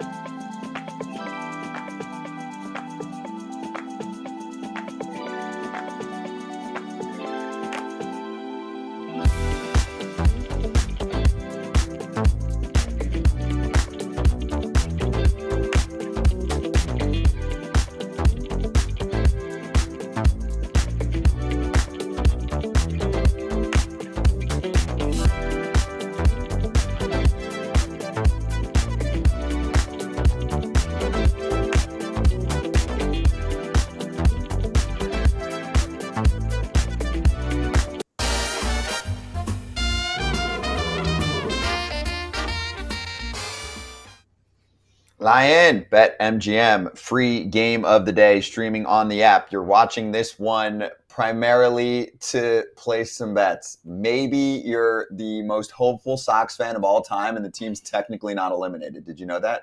They're not eliminated yet because of the AL wild card bonanza that we've been dealing with. Sox they're not mathematically. Yeah. Okay. They're off of. So you're betting on Claudia's this game. board. Claudia didn't have them on the board. They're done. She eliminated. You're betting on this game, okay? So let's show locks because I'm actually going to bet on that game. But there you go, a dub on Friday with Arizona taking that one, and finally Todd Father lost. It got what did they say? Too big for his britches with the 4-team parlay. I think he got maybe 2 out of 4 of those. Yeah. Anyway, yeah. And what did Morton get for KS for you on Friday? 3. Not enough. 3? Yeah, not enough. Okay. I'm with you, AJ. 4 figures. You and me. Welcome to the club, kid. Yeah. Pat, by the way, rough weekend, kid. We'll bounce back. No Pat All today. around. We'll get All more this around week. for him. Sorry about that football game, Pat. Thanks for the tickets, though. It was great. Good seats? Yeah, great seats. Good seats. Nice. Let's go over our locks for today. Would you like to start? Yeah, I'll go first. I'm going Arizona money line. Eduardo Rodriguez is pitching in a game they must win after a tough loss yesterday. I'm counting on them bouncing back, and I'm parlaying that with Mr. Miller in Seattle over 4.5 against Houston. Okay. So that was the line they put up? 4.5. Wow. Yeah, I thought it'd be I thought it'd be like 6. Yeah, I mean the Astros make good contact, but still, I think that Mr. Miller can get at least 5. If you look at his numbers, Bryce Miller, he went 4 innings, 5 Ks, and then he went 6 innings, 9 punch outs against the Astros. Are they worried that they're gonna like put him on a pitch count because this is last start maybe? I don't know. No, they're worried on the road. I read about it. They're worried about him on the road. He's got like a 1.8 at home. He's got like a 4.3 on the road. I still love that. I love that by you, AJ. Nice. What do you got? I'm going the over. I bought the over up to 9.5 in the Diamondbacks game. They just came off a series where they were scoring some runs, but Eduardo Rodriguez has had 2 good outings, but there is nothing behind him, and they are exhausted. They were just in Milwaukee. They used everybody up. They're still in trying to make the playoffs mode. So if anything goes awry, they're going to have to go to their bullpen. And if they stick with Eduardo too long, there's a lot more runs there. So I'm going over 9.5. Giants are riding a high of sweeping the Royals. Over 9.5 plus 105. I'm going to be real snappy. 105 to win 100. Boston to beat the Blue Jays in basically a pick'em game. Bassett against Houck. I just think Houck finishes strong. It'll be a low-scoring, close game, but I got the Red Sox offense a little bit better because I want to leave time for AJ's T-shirt. So get that first bet offer on the BetMGM app. Use the code FOUL. Download the app. Sign up and deposit at least $10 into that app or at the website, BetMGM.com, and get up to $1,500 back in bonus bets if the bet falls. If that happens, your bonus bets will be available once your initial wager is settled. Gambling problem or concern? Call 1-800-GAMBLER. Be right back to talk about a great signature on a T-shirt.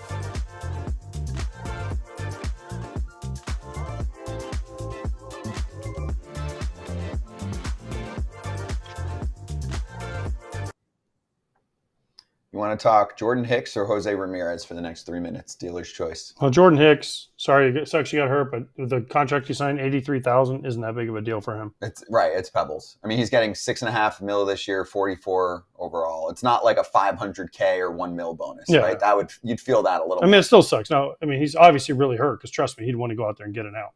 Yeah, he was IL'd. He wasn't like. Yeah, it wasn't like they were just shutting you down. Yeah, it was 1 out short. Because there were some comments I saw. Some people were like, "Oh, like that's such a Bush League move by the front office." I'm like, I don't think that's what was going on here. Do you? No. You can't do that. I mean, you can't tell a guy, "Hey, you're hurt. 1 out to spare." I don't think the Giants honestly are worried about $80,000. No. Okay. And then I liked your little call out. Dalton on socials was like, "Hey, Jose Ramirez is almost at 40-40. I don't think there's been one word about him from the national media." Do we talk about him all the time? No. He's a quiet guy. I brought him up. But we've talked about numerous times. He should be in the AVP award. Yeah. There you go. AJ bites back. Not true. Talked about on FT and on Fox. I've done 2 Guardians games. Guess who we opened with?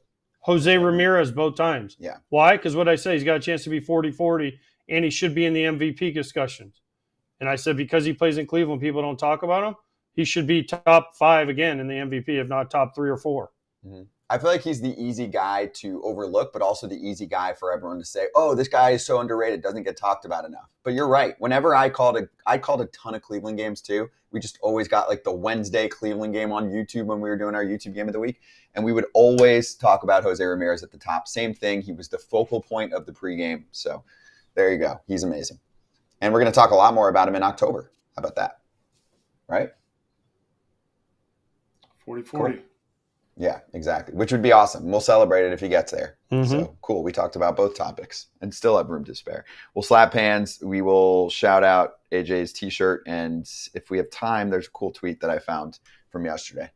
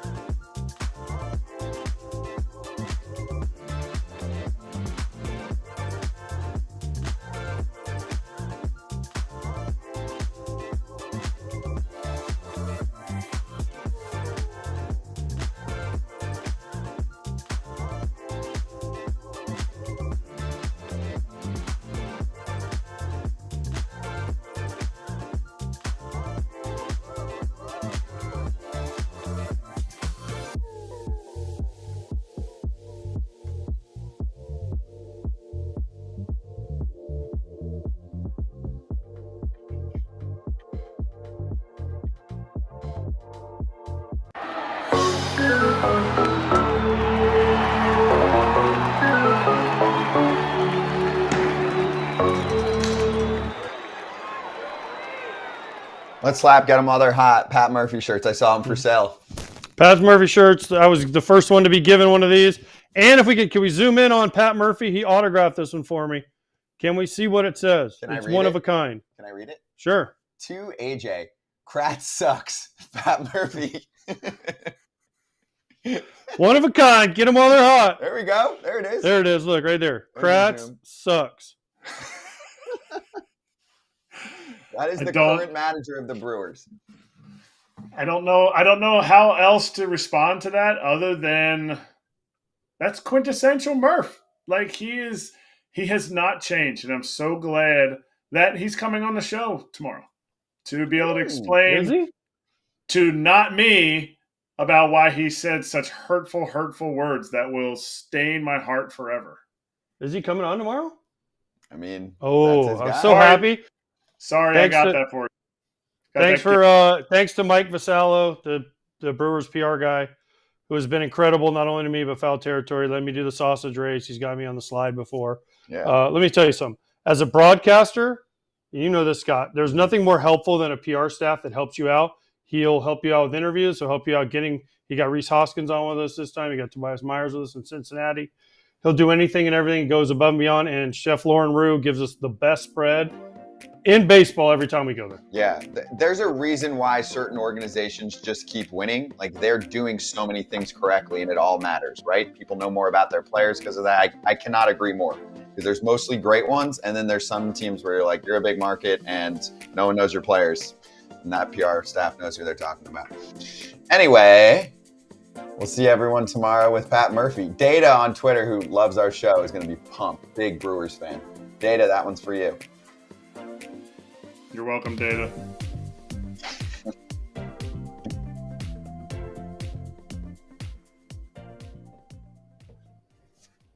All right, 2 minutes left before Dodgers territory, YouTube fam. So happy birthday, Trevor May. And baby on the way soon, I think, for the fam. I don't think it happened yet, but it's about to get pretty busy. But we'll see him back on soon. And Kratz hats while I get ready for this Duran tweet I want to show too. So I picked out my hat yesterday. That win yesterday to come back from 8-0 down, little Father's Day, Milwaukee Brewers hat. Like that win was like the fourth time they've come back from an 8 runs or more deficit. Like that win, and you can't even like explain it. Like, how is that team going to equate into the playoffs? I think this is a really good team. It would be so awesome if a team like that wins the World Series. It'd be pretty cool. It would be great. Yeah. Not for Fox, but it'd be great for the fans. Right. It's not a big market. And they are not, dude, if still now, you look at their odds, like check out BetMGM Futures. They're not getting a lot of love right now. Well, that's because you look at their lineup compared to the other teams. It's different. It's not names. Yeah, it's not names. It's not names. Hoskins, William Contreras, one of the best hitting catchers. Tell Murph that. Tell Murph that tomorrow. Tell Murph that I do. tomorrow. I ask him every time I see him. I'm like, Murph, how the hell are y'all doing this? Mm-hmm. And he's a soft talker too. He's like, well, That's an act. He's a loud talker. Don't let him smart schmooze you. All right, well, you get him tomorrow. Let's show this Jarren Duran tweet. He's had an interesting year, but obviously mostly he's had a breakout year on the field. He was the All-Star Game MVP, and I love this stuff. Pete Abrams saying, one of the ushers said Jarren Duran was outside the park for an hour after the rain out yesterday, signing for people, staying until he took care of everybody. You hear a lot about baseball trying to build its fan base and get younger people interested. That's how you do it. I agree. That plus you go on shows and do things for the masses that can't even get to the baseball games. Yeah, he's been good. Yeah. Other than he had one little incident. Yeah, that's what I'm saying. That's why I didn't give him a total A+, but he's a good guy. Generally, yeah, he's a good guy, and he is a guy that everyone knows, right? Good for the game. People know. By the way, how come I didn't know Murph was coming on? I got to wear the shirt 2 days in a row? Keep it here, and then that shirt will give you a rash if you wear cotton that long. It is vintage. Oh, it is vintage. It is thick. It is thick cotton too. They said I wear it too. No, I'm not wearing it. AJ's got it. Or well, at least we can show it up close to the camera. Yeah. Anyway, we will see everyone tomorrow. We will be talking to Pat Murphy, among other great guests.